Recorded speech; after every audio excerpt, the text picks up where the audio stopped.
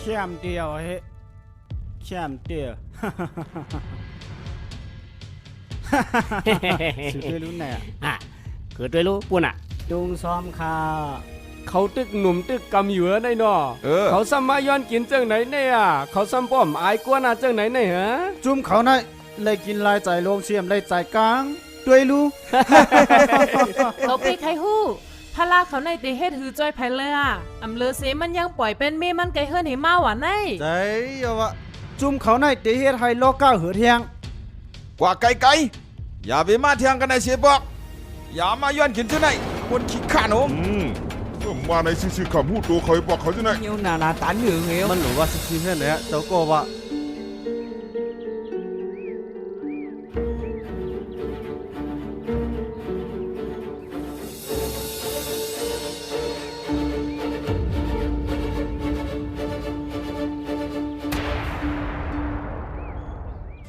มีเผอลองซ้อมห้าพระเป็นเจ้าเฮาดีขาเฮาค่ายกว่าตังตีอำไรค่ากว่าเต้ไลอยู่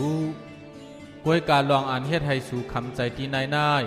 มันเตเฮ็ดให้สู่คำใจเนยต่างตีแทงเป็นนันค่าพระเป็นเจ้าก้วยกาก้นตีในถังเรียกเฮาคาอ้อเขาอ่อนกันโคนาเฮาเขาเกื้อเฮาเลนสู่ซ้ำเจอลำในห้าเฮาเขาเอาหมอกภาพตอนเสสู่จังเตเปียงปอหันเจอห้าปอว่าเป็นเจ้งนั้นก็ป่องว่าสู่เอาลองกัดเย็นเนอเจอสู่ปันเปิ้นกว่ายาวกอบลองภายนอกเฮ็ดให้สู่สันควันไหล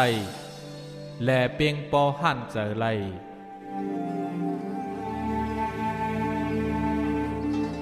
พระเป็นเจ้าเฮาขาเป็นตั้งพิษเฮาขากวยป้อว่าตั้งตุกข้าและตัวซาอยู่ในใจเฮารวยตั้งเฮ็ดภายนอกนั่นเปลี่ยนย้อนเปิดตาลาเฮาไปเต็มทนดีขา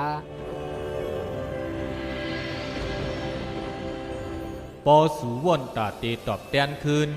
เฮาว่นว่าสูตึกไกยานออกลองอันตาเตกัดเย็นนานปอเจ้าเฮาซับเลี้ยงจังไหนเฮาขาก็ป่องเจอเย้าขาสูตอง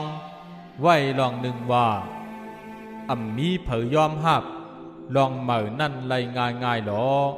สูเตย่าเป็ดลองหยุ่มยำอันมีมาหือเขาสั่งหักสูมือเตมันเขาเตเกื้อสูเลนเขาเตเจอลองห้าวแหงเขาเตปลายสูวายนั่นจังเตขึ้นยอมหับสูเตไลหันลองแหลกลายปอกในสอนให้สูมีลองขันที่เยื่นกันก้วยละ